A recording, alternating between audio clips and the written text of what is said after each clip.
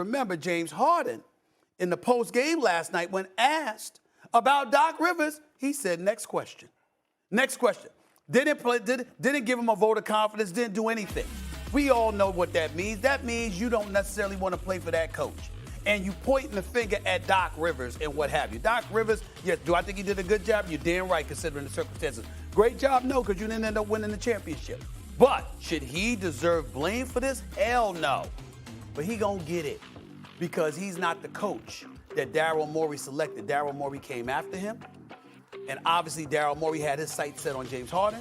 And it is what it is, guys. It was a bad performance. There is no way around it. And as far as I'm concerned, it was so bad, it looked, I'm not saying it is because I don't know, it looked deliberate, Stat. Yeah, I agree. I mean, I think it did look intentional, right? Because it seems like James doesn't want Doc as a head coach. And he has history of, like, if he doesn't like something, he will shut down.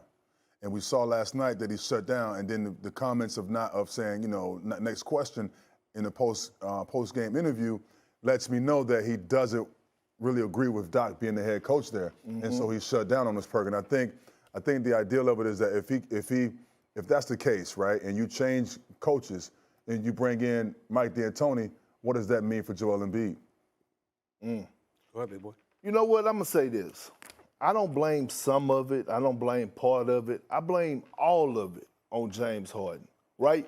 Are we starting to see the pattern right now? Like, we go back to the Rockets days, okay? He get into it with Dwight Howard. Him and Dwight Howard don't see eye to eye. Dwight Howard out of there.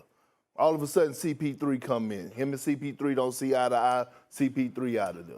Okay, Russ get there. Russ out of there. All of a sudden, he want out. He don't show up to training camp, and when he do come in, he's out of shape. Force his way to Brooklyn. All of a sudden, he gets to Brooklyn with his guy Kevin Durant, a guy that them two hadn't been talking in years.